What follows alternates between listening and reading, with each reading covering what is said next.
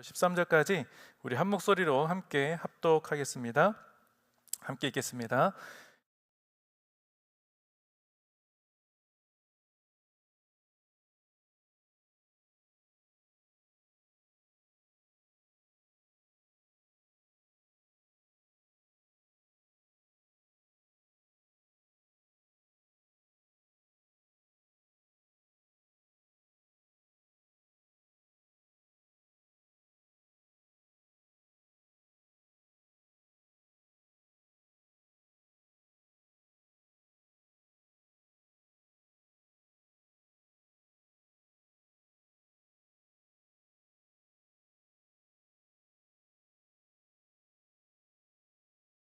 지금까지 우리는 세상의 쓰레기처럼 만물의 쓰레기처럼 됐습니다.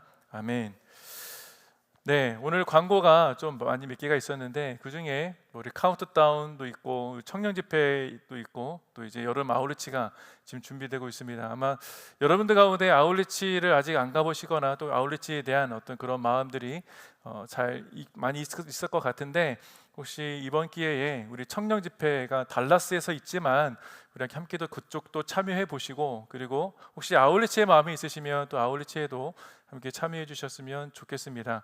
물론 신분이 좀 괜찮으셔야 가실 수 있으니까 너무 무리는 하지 마시고, 혹시 갈 수 있으면 꼭 함께 동참해서 도미니카는 굉장히 안전한 곳이기 때문에 또 가시면 굉장히 큰 기쁨과 또 은혜를 또 나눌 수 있을 것 같고요. 또 그곳에 못 가시게 되면 혹시 달라스 청년 집회가 이제 선교 집회인데, 그곳에 우리 미주에 있는 오늘리교회 모든 청년들이 다 모이는 곳입니다. 그래서 저희 보스턴 오늘리교회에 있는 우리 청년들이 또 많이 참여해 주기를 바라는 마음을 갖고 계신 것 같아요. 그래서 김철진 목사님 가시고 저는 같이 갑니다. 그래서 여러분들이 많이 가셔야 제가 가는 게 민망하지 않을 것 같아요. 그래서 함께 좀 많이 신청해 주셔서 갈 수 있었으면 좋겠습니다. 왜 이렇게 이해하냐? 오늘 본문 말씀이 조금 무겁기 때문입니다. 제가 오늘 본문을 준비하면서 여러분에게서 많은 질문들을 던지게 되고 저에게도 굉장히 많은 질문들을 좀 던지게 되는 본문이었기 때문입니다. 자, 우리 지난번에 우리 하나님의 비밀을 맡은 자들이 누구냐라는 말씀을 나누었는데, 그게 사실 성경에서는 하나님의 비밀을 맡은 자들이 사도고, 그리고 우리들에게는 저와 여러분이 하나님의 비밀을 알고 있는 자라는 말씀을 함께 배웠죠. 그래서 하나님의 비밀을 맡고 있는 자로서 양육하고 양육받고 복음에 합당한 삶을 살아가는 것은 매우 당연한 일이라는 것입니다. 그렇다면 하나님의 비밀을 맡은 자로서 나는 이 땅에 어떻게 살아갈 것이냐라는 질문도 함께 나누면서 말씀을 나눴을 때 이런 이야기도 했죠. 세상의 인기, 세상에서의 성공보다 오히려 오늘 본문 말씀이 주는 굉장히 강력한 말씀이 있다면, 헐벗고 굶주려도 영광스러운 십자가의 영광을 더 존귀하게 여겼던 자가 하나님의 비밀을 맡은 자다라는 것을 오늘 성경 말씀을 통해 우리에게 전해주고 있습니다. 지난번에 비슷한 말씀을 전했지만 오늘 조금 더 구체적인 말씀을 전해주고 있어요. 그리고 그것은 바울 자신의 의지로 이것을 결단했던 것이 아니라 그를 붙잡으셔서 사도로 세우신 하나님의 은혜로 이 모든 것을 할 수 있었노라 라는 고백을 담고 있습니다. 저는 오늘 본문 말씀을 이번 주 내내 묵상하면서 여러 가지 질문을 던질 수밖에 없었어요. 첫 번째가 특히 청년의 때를 살아가는 여러분들을 생각하면 좀 가슴이 턱 막히기도 하더라고요. 이렇게 살아가야 되는데, 이런 말씀을 전해야 되는데 할 수 있을까? 하고 있는 분도 계시겠지만 말씀대로 살아간다는 것이 매우 쉽지 않기 때문이죠. 그래서 이 바울의 삶이 여러분들에게는 과연 어떤 의미가 있을까? 이 청년의 때 더 묵상할 수밖에 없었다는 것이죠. 우리들이 바울처럼 복음을 증거하기 위한 어떤 헌신된 선교사로서 이 땅을 살아가고 있지는 않기 때문이기도 하지만, 바울과 같이 세상에서 복음을 드러내는 자가 저와 여러분이기 때문에 오늘 바울이 우리들에게 전하는 여러 가지 질문들 속에서 우리는 자유로울 수는 없다라는 것입니다. 그러니까 우리는 복음을 믿고 예수를 따르는 주의 백성들이기 때문이라는 거예요. 복음을 알고 있다면 그 복음 때문에 가만히 있을 수 없다는 얘기가 되고, 복음을 알고 있다면 어쩔 수 없이가 아니라 당연히 여러분 마음속에 뜨겁게 불타오르는 그 열정과 그 마음 때문에 사람들에게 복음을 전할 수밖에 없게 된다는 것이죠. 자, 그렇다면 우리가 본받을 자가 바울이죠. 지금 바울인데 어떻게 바울이 복음을 붙드는 삶을 살 수 있었을까? 어떻게 십자가의 고난과 복음으로 인한 그 핍박을 이들의 삶을 그 핍박 속에서도 이들이 어떻게 그 삶을 견고하게 할 수 있었을까? 어떻게 하면 우리들도 복음 안에서 부끄러움 없이 살아갈 수 있을까? 이런 질문들을 함께 나누면서 해답을 찾고자 합니다. 자, 먼저 9절 말씀 읽었지만 다시 한번 보겠습니다. 9절. 그러나 내가 생각하기에 하나님께서는 사도인 우리를 죽이기로 작정한 사람들 같이 맨 끝자리에 두셨으니 우리가 세상과 천사들과 사람들에게 구경거리가 됐습니다. 자, 처음부터 이 말씀을 보시면 약간 난제죠. 약간 조금 어렵습니다. 여러분 굉장히 쉽게 해석하실지 모르겠는데 저는 이 말씀을 읽으면서 아니 하나님의 종이라면 당연히 좀 편안한 길이 아니라 할지라도 좀 구경거리나 이런 것들에 대한 조롱거리가 되지 않게 해주시면 더 좋지 않을까. 다윗의 시편을 보시면 하나님이 악인의 손에서 우리를 구원해 주시고 보호해 주시고 웃음소리조차도 우리 앞에서는 가려주신다, 이런 이야기를 종종 하시는데 오늘 본문을 보니까 바울은 우리를 죽이기로 작정한 사람들 같이 마치 하나님이 그 자리에 우리를 세우셨다라는 것처럼 보인다는 것이죠. 그러니까 오히려 반대의 고백을 담고 있습니다. 이런 말을 들으면 복음을 전하기로 작정한 사람들한테는 어떤 마음이 들겠습니까? 이왕 가는 거 좀 편안한 마음이라도 보내주시지, 현장에서는 어떨지 모르겠지만 가기 전에는 좀 힘이라도 더해주시지, 그런 마음이 드는 게 솔직한 마음입니다. 그런데 하나님의 말씀을 들고 복음을 전하기로 작정했던 사람들에게 마치 야 너희들 가면 고난이 있어, 이미 고난이 있고 마치 죽기로 작정한 사람들 같이 너희는 그렇게 될 거야 라는 말씀을 해주고 있다는 겁니다. 그러니까 굉장히 좀 신경이 쓰이죠. 오늘 도미니카 아울리치가 있는데 도미니카는 그래도 편안한 곳이에요. 근데 오늘날에도 제가 이번 주에도 이제 무슬림 쪽에서 사역하시는 선교사님의 편지를 봤는데 보면서 굉장히 가슴이 아픈 것은 그렇게 보고 성경 말씀이나 찬송을 아무 곳에서나 읽고 찬양하고 싶은데 못하는 경우가 너무 많이 있다는 거예요. 그걸 보면 안타깝죠. 우리는 아까 뛰면서 오버컴 하면서 막 괜히 승리하셨네 막 찬양하고 뛰는데 오늘날 같은 시간에 어떤 지역에서는 숨죽이면서 찬양하는 것도 있더라. 함부로 복음을 얘기하지 못하니까. 좀 신경 쓰일 만한 말씀이라는 거예요. 그래서 자, 여기서 죽이기로 작정한 사람들이라는 의미를 조금 이해할 필요가 있죠. 죽이기로 작정한 사람들이 뭐냐? 자, 한글 성경, 우리가 읽었던 우리말 성경에서는 좀 잘 드러나 있지는 않습니다. 그냥 죽이기로 작정한 사람들, 그 의미적으로만 이해할 수 있는데 NIV에는 조금 더 구체적으로 이 성경이 말씀을 번역해 놓고 있습니다. 제가 영어로 발음이 잘 좋지는 않지만 그냥 like those condemned to die in the arena. 맞죠? 아레나. 경기장 안에 죽이기로 작정한 사람들을 세워놨다는 거예요. 우리말 성경에서 뭐라고 되어 있습니까? 그냥 죽이기로 작정한 사람들 같이 맨 끝자리에 두셨다라는 거 그렇게 번역했지만 실제 번역된 이 바울의 표현은 원형 경기장, 로마의 콜로세움 있지 않습니까? 원형 경기장에 이미 너희는 죽을 사람들이야 라고 결정 지어놓고 집어넣어서 사자의 밥이 되게 하거나 그리고 검투사와 싸우다가 죽거나 누군가를 죽이는 그런 구경거리로 만들었다는 거예요. 그러니까 저와 여러분 복음을 아는 사람은 어떤 사람들이냐? 원형 경기장 안에서 구경거리처럼 되었다라는 것을 바울은 이야기하고 있는 거예요. 그게 세상 사람들이 우리를 보는 그것을 얘기하는 겁니다. 여러분은 크리스찬이에요. 주변의 사람들이 여러분을 그렇게 보고 있다는 것이죠. 죽이기로 작정한 사람들이란 사형에 처한 사람들을 의미하는 것이 아니라 그렇게 범죄자들로서 사자밥에 넘겨지고 검투사에게 넘겨지는 그런 사람들을 말하고 있는데 제자들이, 사도들이, 저와 여러분들이 그런 처지에 놓이게 하셨다. 그게 누구시냐? 하나님이라는 거예요. 굉장히 마음이 좀 언짢죠. 왜 그렇게 하셨을까? 복음이 증거되려면 살려주셔야 되고 복음이 증거되려면 좀 더 나은 길로 가게 해주셔야 되는 것 아닌가? 이런 생각을 할 때가 있지 않습니까? 자, 바울이 이렇게까지 표현했던 이유 중에 하나는 여러 가지가 이유가 있겠죠. 작정하고 결단하는 마음을 주는 것도 있겠지만 하나님께서 사도로 부름받은 자들은 어차피 죽이기로 하나님이 작정하셨고 반드시 죽어야만 한다는 의미인가? 아니라는 거예요. 그런 것이 아니다. 오해하지 말라는 것이죠. 복음의 메인자들은요, 복음의 메인자들, 복음 안에 있는 사람들은 끝까지 싸워야 한다는 것을 이야기합니다. 끝까지 싸워야 하는 사람들이 사도라는 것이죠.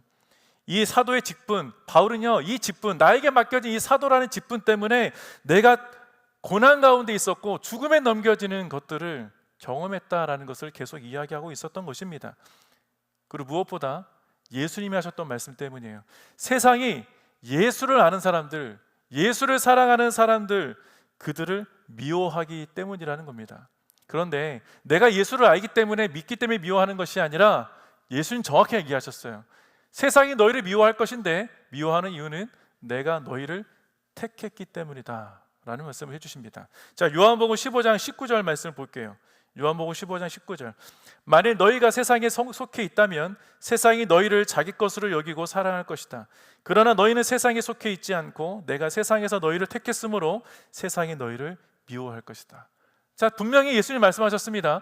너희가 나를 믿기 때문에 세상이 미워하는 것이 아니라 내가 너희를 택했기 때문에 너희를 미워할 것이다 라고 얘기하시는 거예요.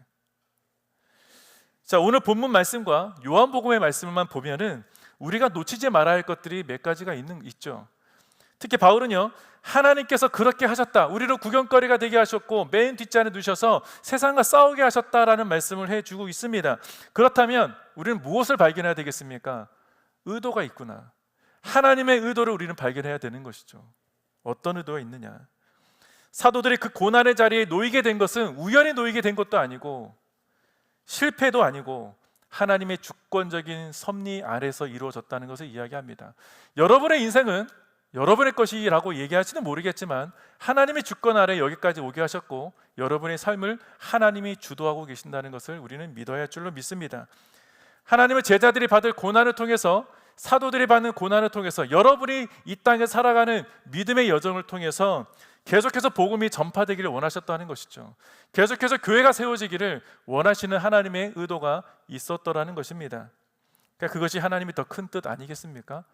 왜냐하면 사도행전 4장이 봐도 그런 비슷한 의미가 좀 있어요. 사도행전 4장, 오늘 읽지는 않겠지만 초대교회 성도들이 기도할 때에 헤롯과 본디오 빌라도, 예수를 죽인 본디오 빌라도와 이방인들이 예수를 거슬렀으나 라는 표현이 있습니다. 그런데 그것이, 예수를 거스른 것이 다 어떤 의미가 있느냐? 하나님이 그의 뜻, 주의 손과 뜻으로 이루려고 미리 정하신 것 때문에 예수를 거스르게 됐다라고 이야기합니다. 그러니까 사도들의 고난도 마찬가지고 여러분의 삶의 여정 속에 다가오는 고난과 어려움이 있다면 그 모든 것들을 우리가 해석할 때 하나님의 의도된 그 섭리 아래서 이것이 주어졌구나라는 것을 이해할 필요가 있다는 것이죠. 하나님의 작정하신 계획 안에 사도들의 고난도 하나님의 작정 안에 복음의 능력으로 전파되기 위한 하나님의 뜻이었다는 것입니다. 그럼 고난은 하나님의 섭리가 이루어지는 자리라고 볼 수 있지 않겠습니까? 여러분이 현재 처한 곳이, 모르겠어요. 여러분이 어떤 삶을 지금 제가 당장 살고 있는지 한 분 한 분 제가 잘 모르지만 여러분이 복음 때문에 예수 믿다가 혹은 하나님의 뜻 때문에 여기까지 와서 이렇게 내가 너무 어렵다라는 마음을 혹시 갖고 계신 분이 계시다면 여러분이 그 자리를 통해서 하나님의 의도, 이 시간을 통해서 하나님의 뜻이 무엇인지를 찾는 것을 하나님이 원하시지 않겠습니까? 그 자리가 하나님이 놓아주신 자리이기 때문이라는 것이죠. 그렇다면 예수를 믿음으로 고백하며 이 땅을 사는 저와 여러분들도 예수께서 택하여 부르셨다면 당연히 세상이 나를 미워하는 것 마땅한 것입니다. 그러니까 이제 이해할 필요가 있다는 거예요. 세상과는 맞대어 살아가고 더불어 살아간다고 이야기하지만 그들과 연합해서는 살아갈 수 없는 선택받은 사람들이 저와 여러분이라는 거예요. 더불어 함께 살아가는 것하고 그들과 연합하는 것은 다릅니다. 여러분, 세상과 연합해서는 우리는 더 어려워질 거예요. 왜냐하면 결이 다르기 때문에. 믿음의 여정을 걸어가는 사람들은 연합해 살 수는 없습니다. 같이 갈 수는 있어도.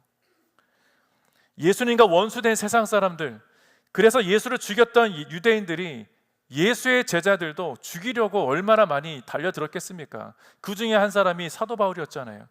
사도 바울도 예수 믿는 사람들이라면 죽이러 막 다녔지 않습니까?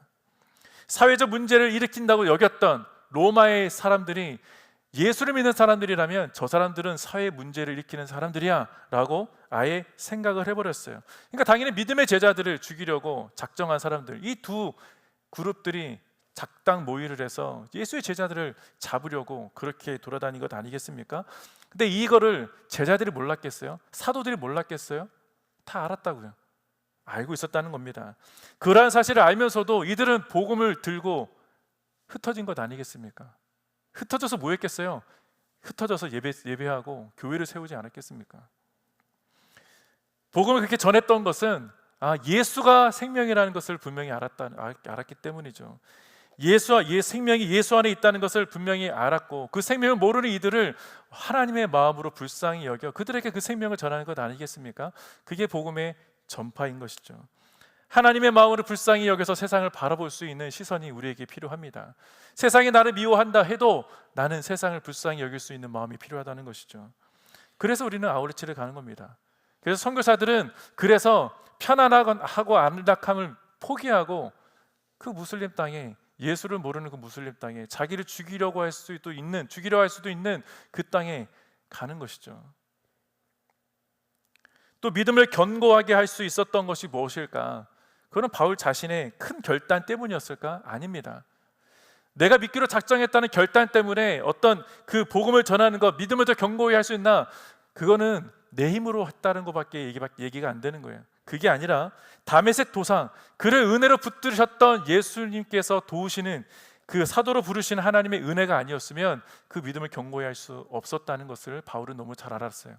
여러분의 신앙생활, 여러분의 믿음의 여정을 누가 붙들고 계십니까? 여러분이 교회까지 오실 때 여러분의 결단을 여기까지 오셨습니까? 물론 여러분이 교회 가야 되는 당연한 결단을 하셨겠지만 이곳까지 오는 시간까지 여러분이 결단을 통해서 하나님의 은혜를 베풀어서 여기까지 오셨다는 거예요.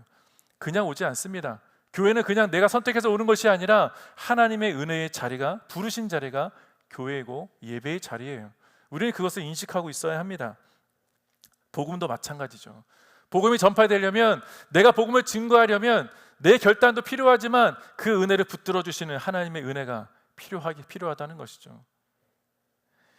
그러한 사실 이 제자들은 알았던 것이고 바울은 너무나 명확히 알고 있었어요. 바울 스스로 그래서 이렇게 얘기하지 않습니까? 내가 나된 것은 오직 하나님의 은혜로 된 것이다. 그 고백을 그렇게 드릴 수 있었던 거예요. 그가 자신의 생명보다 귀하게 여겼던 것이 무엇입니까? 복음이었어요.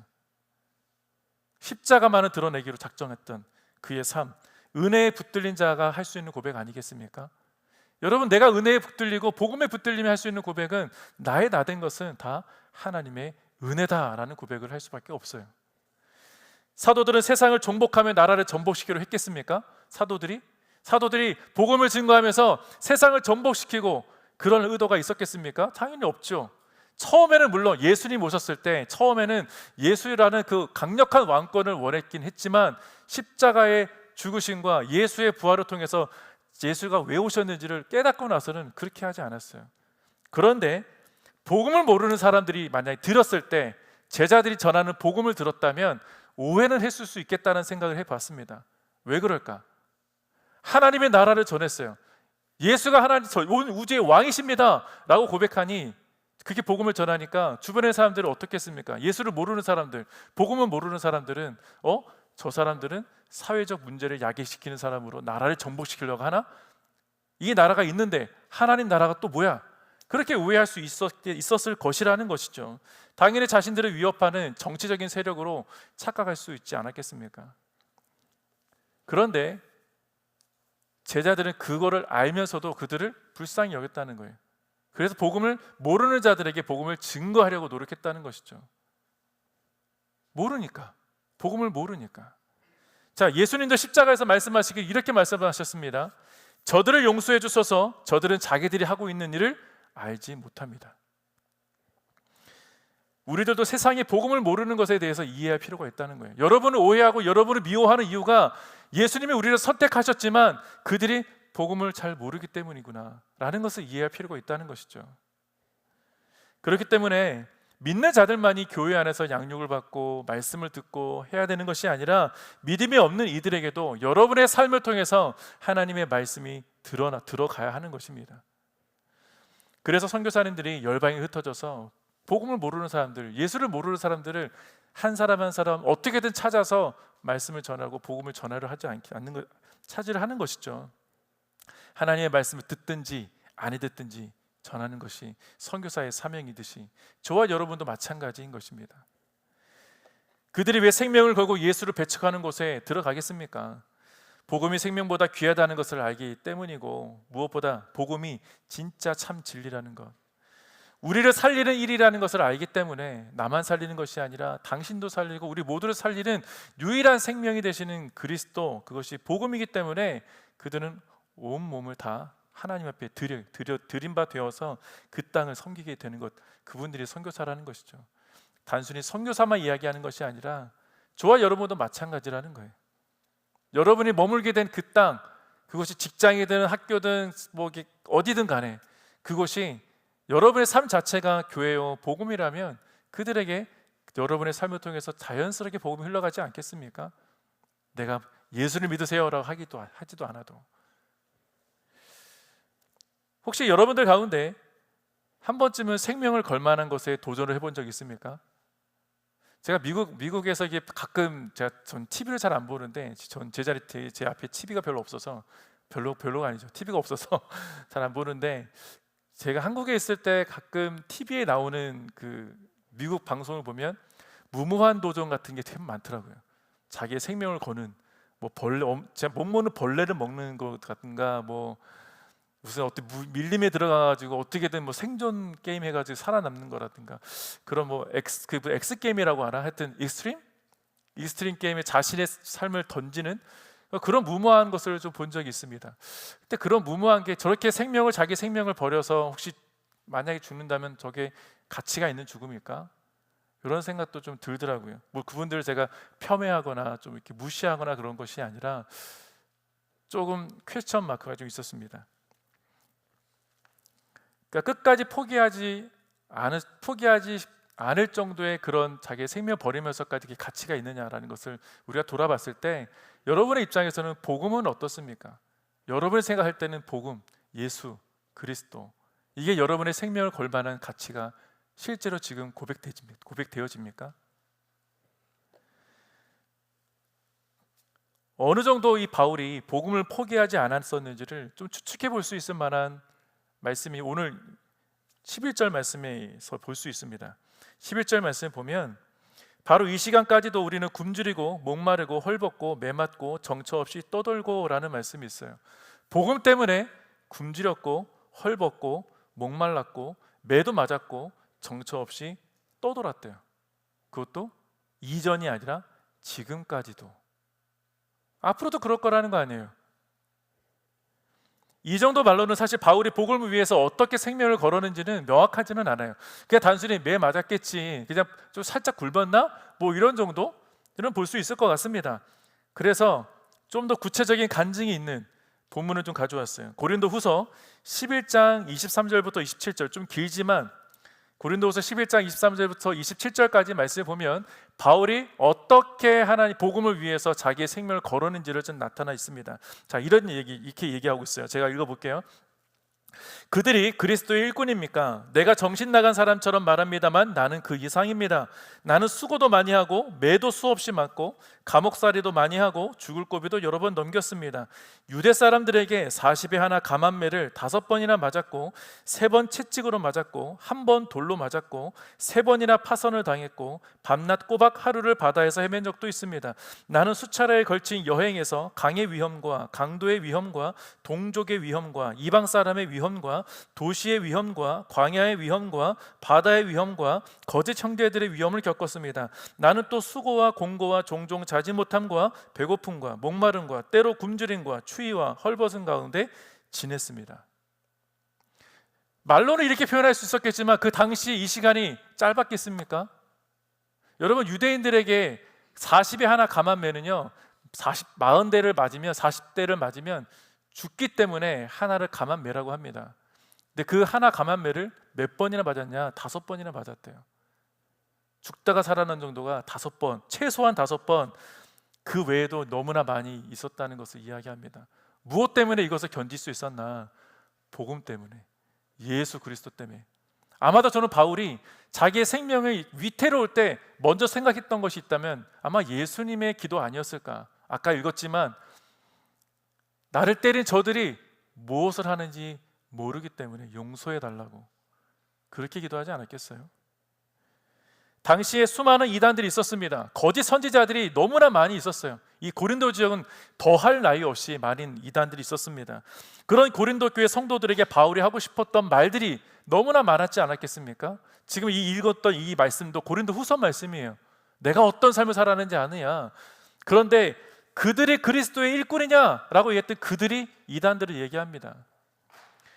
구태여서 내가 세상의 성공과 평안을 찾았다면 이런 고생할 게 뭐가 있겠어요? 고생 안 해도 되죠. 여러분, 여러분의 인생 앞에 선택이 많이 있을 겁니다. 지금도 선택하신 분도 계시고, 내가 잘 되는 방법, 방향, 좀 내가 예수를 믿기 때문에 조금 이것은 좀 걸러야 되나? 이런 방향들이 분명히 종종 있을 거예요. 내가 예수 믿지 않았으면 고민할 거 아니지 않습니까? 그냥 쉽게 가면 돼요. 돈 많이 주는 곳, 선거하는 길 선택하면 되죠.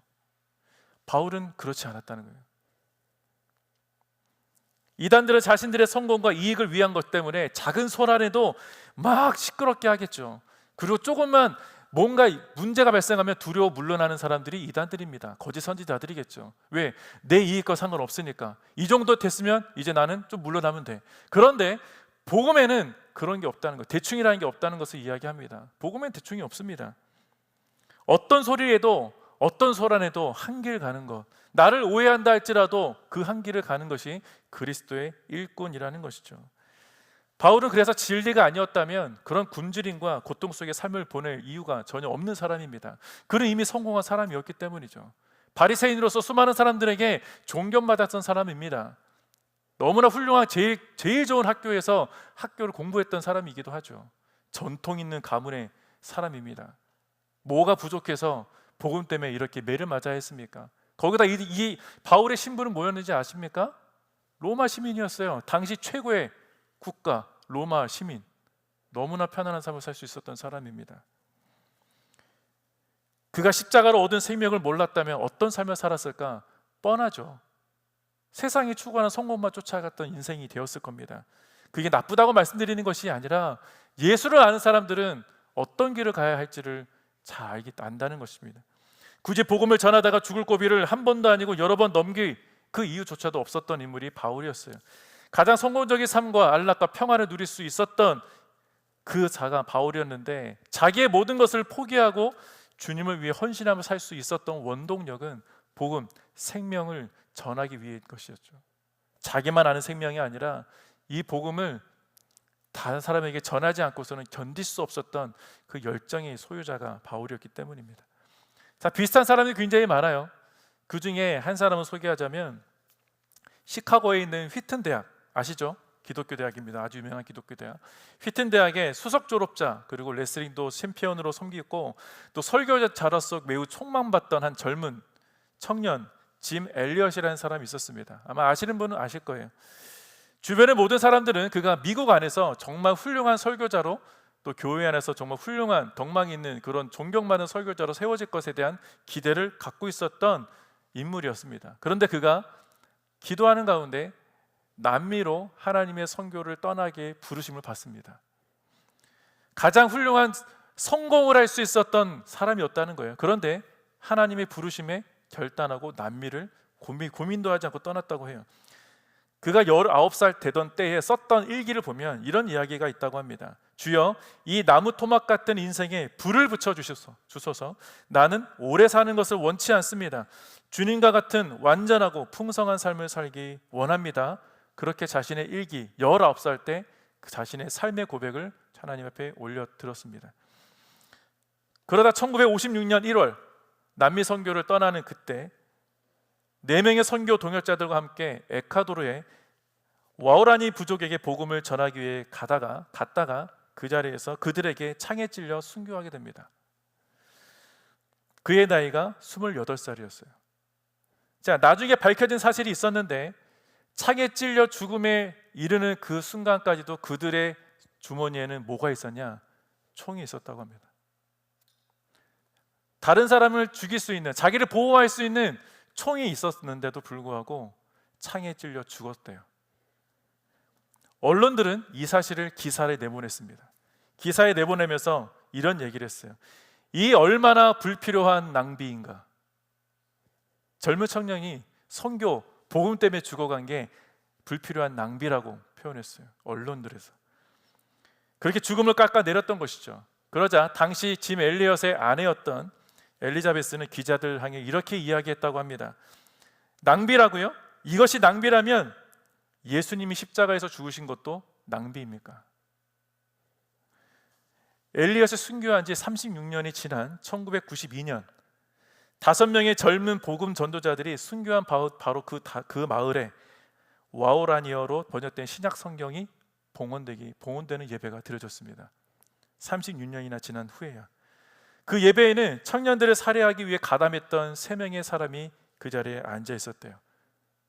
어떤 자격으로 앉아 있었을까? 한 사람은 담임 목사로, 2 사람은 교회 리더십으로. 놀라운 기적 아닙니까? 이렇듯이 복음은요, 우리를 이기게 하고 견디게 하는 능력이 되는 것이죠. 바울이 모든 고난을 견딜 수 있었던 것, 자신의 생명을 바치면서까지 드리면서까지 견딜 수 있었던 것은 단순히 복음이 진리라는 것을 머리로만 알았던 사람이 아니라는 것을 증명합니다.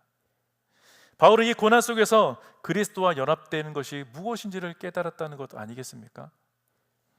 사랑하는 성도 여러분, 우리가 복음을 몰랐다면 모르겠지만 복음을 안 이상 우리는 뒤로 돌아갈 수 없습니다. 후회해도 어쩔 수 없어요. 이미 여러분 복음 안에 있기 때문에. 다시 이전의 삶을 살 수 없다는 말입니다. 왜냐하면 우리를 붙잡으신 하나님의 은혜가 저와 여러분을 놓지 않으시기 때문이에요.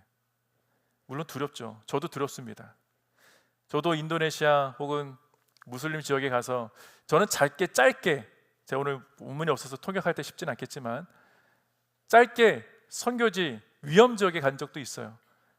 물론 저를 목사로 하면 저를 바로 잡히고 추방되기 때문에 목사를 하지 않아서 뭐 음악 실장이다, 뭐 이렇게 뮤직 디렉터다, 뭐 이런 말로 갔지만, 직분으로 갔지만 그곳에서 한 사람 한 사람 만나면서 말 한마디 한마디를 얼마나 조심해야 되는지 몰라요. 특히 선교사님들이 혹시 잘못되면 안 되니까 실수로 선교사라는 말 나오지 않겠습니까? 선생님이라고 해야 되고, 뭐 실장님이라고 해도 사장님이라고 해야 되고, 이게 잘 안 되는 거예요. 근데 그런 곳에서 예배도 못 드려서 조그마한 집에 누군가 또 귀 기울여 찬양 소리가, 복음 소리가 들릴까 봐 문을 다 닫고 암막 커튼 치고 또 한 번 닫고, 그렇게 또 기타도 못 치니까 이불 뒤집어서 노래하는 곳도 있었어요. 이불 뒤집어서 세례하는 곳도 있고.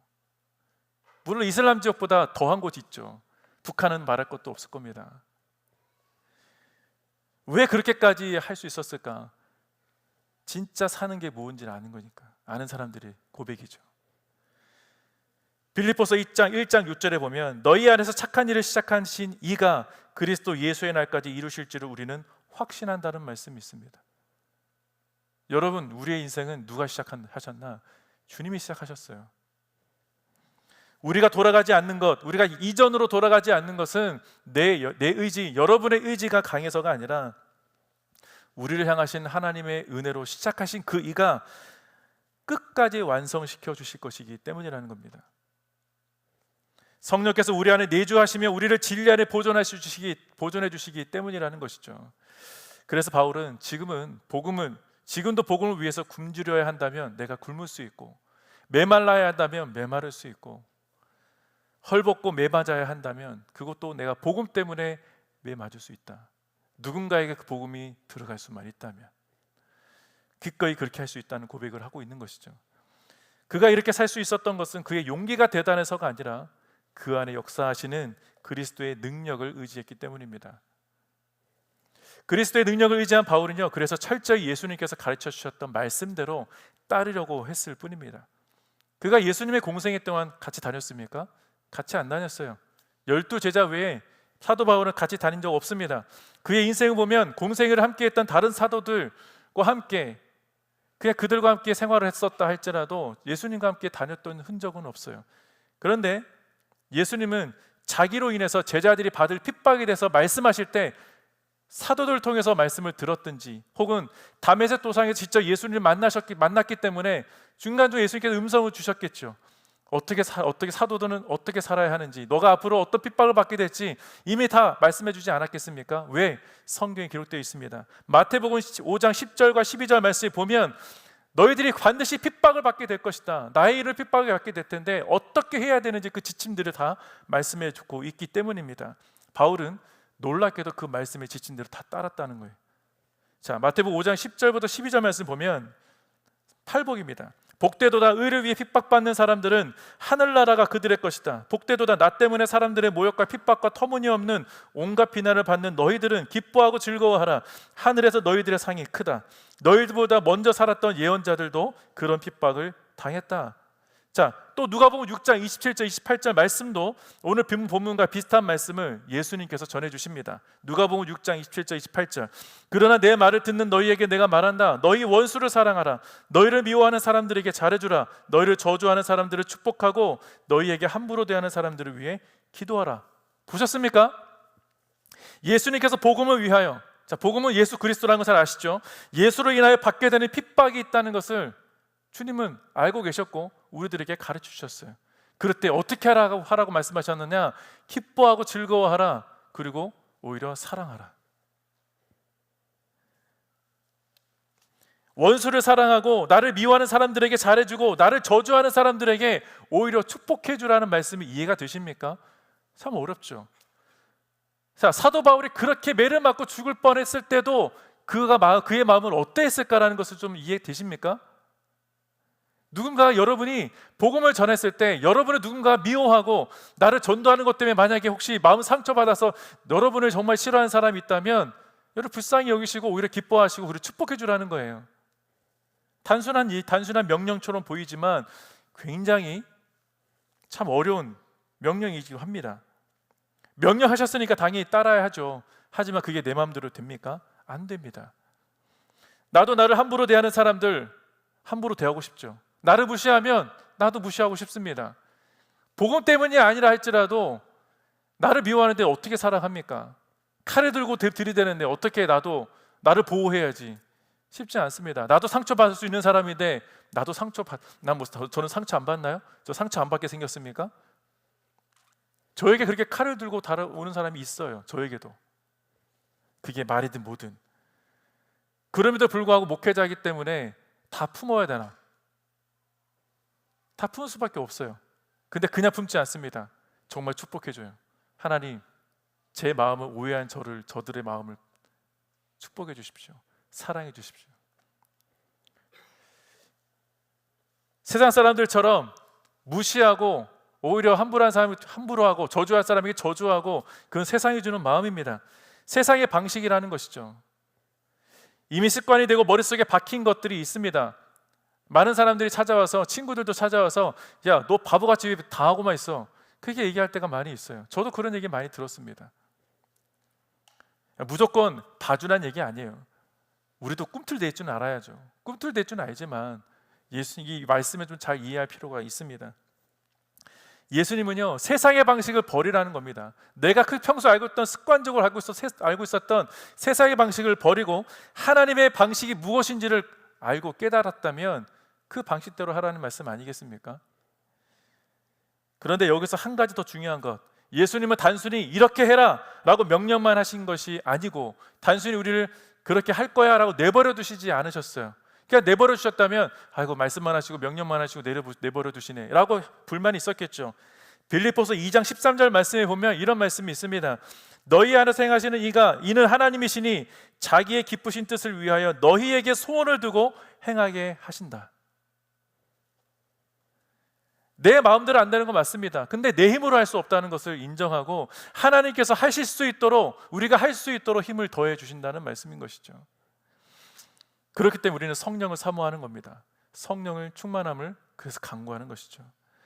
원수를 사랑할 수 있는 것은 내 힘으로 할 수 없기 때문에 성령께서 그 원수를 사랑하게 하시고 원수를 축복하게 하는 것들, 그 마음들을 주시는 분이 하나님이시라는 것을 성경은 분명히 이야기하고 있습니다. 그것이 복음의 능력인 것이죠. 이것을 견딜 때에 하늘의 상이 크다, 그래야 하나님 나라가 내 것이 된다는 말씀을 주님이 해주십니다. 그리고 그 삶을 살아낼 수 있도록 성령께서 저와 여러분과 함께 하신다는 것, 이것이 우리에게 주신 하나님의 은혜요, 주님이 우리의 삶 가운데 시작하신 이의 축복을 말씀하고 있는 것 아니겠습니까? 그래서 바울이 본문에서 고린도 성도들에게도 그 전한 메시지 가운데 예수님이 하신 말씀을 함께 따르고 있다는 것을 발견할 수 있는 것이죠. 그러니까 바울이 내가 왜 그리스도의 사도가 되었는지를 계속 이야기할 수 있었던 겁니다. 고린도후서 4장 12절 13절 말씀을 볼게요. 4장 12절 13절. 수고하며 우리 손으로 일합니다. 우리는 욕을 먹으면 오히려 축복해주고 핍박을 당하면 참고 누가 우리를 비웃고 헐뜯으면 선한 말로 대답합니다. 지금까지 우리는 세상의 쓰레기처럼 만물의 찌꺼기처럼 됐습니다.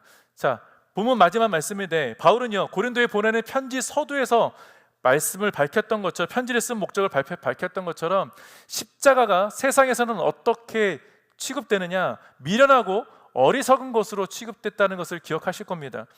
그러나 바울은 얘기했죠. 십자가가 세상 사람들에게 미련하지만 우리들에게는 영광이라고 분명히 얘기합니다.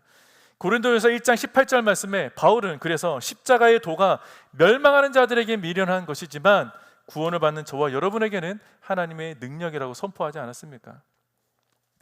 그렇게 바울이 편지 서두에서 언급한 것, 저희가 지난날에 십자가의 역사라는 제목으로 하는 말씀을 나누었던 것을 한번 기억해 보시면 좋겠습니다.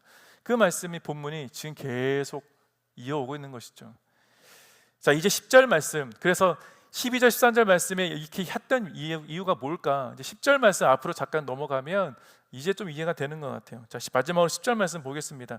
우리는 그리스도로 인해 어리석지만 여러분은 그리스도 안에서 지혜롭고 우리는 약하지만 여러분은 강합니다. 여러분은 높고 귀하나 우리는 낮고 천합니다.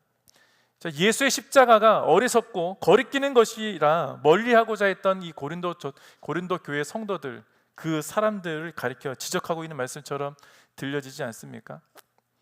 십자가를 여러분의 삶의 기준으로 한번 보십시오. 여러분의 삶의 기준에 십자가를 놔 보십시오.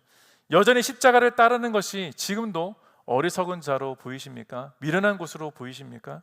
아니면 오히려 약할 때 강하게 하시는 하나님의 능력으로 그 십자가가 이제는 다가오십니까?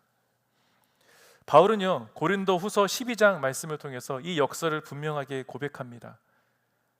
내 은혜가 내게 족하다. 이는 내 능력이 약한 데서 온전하여 지기 때문이다. 여러분, 우리는 우리에게 주신 그 은혜가 내게 족하다는 고백을 하셔야 됩니다.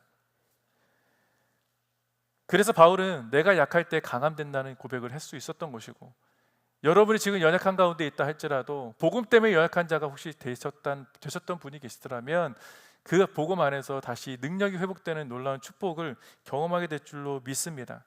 세상 사람은 여전히 십자가를 향해서, 예수를 믿는 자들 향해서 약하다고 얘기할 겁니다. 여전히 아직도 천하고 어리석은 것들을 지금도 믿고 있느냐고 얘기하는 사람들이 있죠. 제 딸이 어렸을 때 그런 얘기를 종종 들었어요. 울면서 집에 들어와서 이런 얘기를 했습니다. 아빠, 친구들이 아직도 교회 다니는 사람이 있냐고 놀려. 그게 몇 년 전이에요. 여러분, 세상 사람들은요, 저와 여러분을 가리켜 손가락질하고 있을지도 모릅니다. 보이진 않게. 지금도 교회 다니는 사람이 있어? 아직도 예수를 믿냐?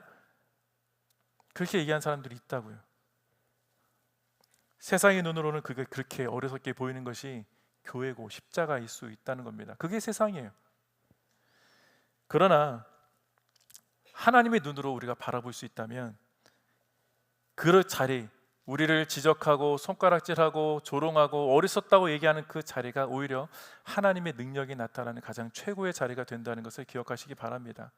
그게 하나님의 십자가의 역설인 것이죠. 그게 우리가 붙들고 있는 복음의 능력입니다. 바울은 그 복음의 능력을 믿고 어떠한 고난 중에 있다 할지라도 소망을 잃지 않았어요.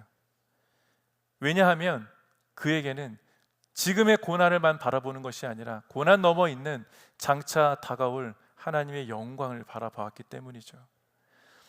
그래서 바울은 고린도후서에서 우리는 잠시 받는 환난에 경한 것이 지극히 크고 영원한 영광에 중한 것을 우리에게 이루게 함이니 우리가 보이는 것을 바라보지 아니하고 보이지 않는 것을 바라본다.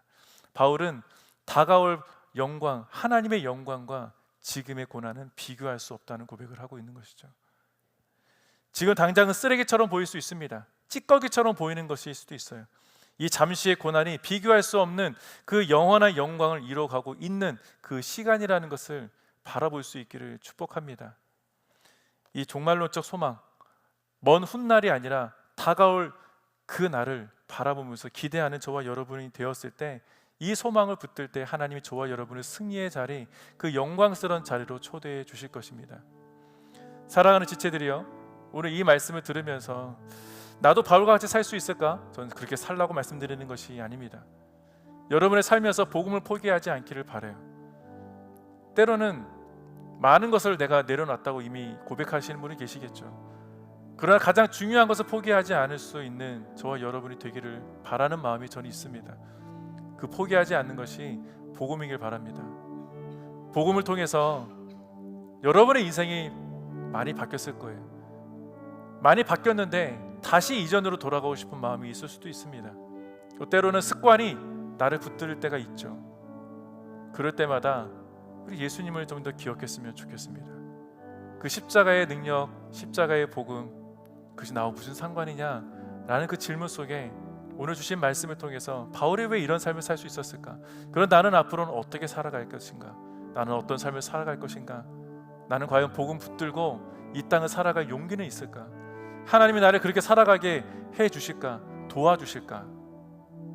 그런 고민과 질문 속에 하나님께 응답받는 그런 이번 한 주간 되시기를 축복합니다. 다 함께 찬양할까요?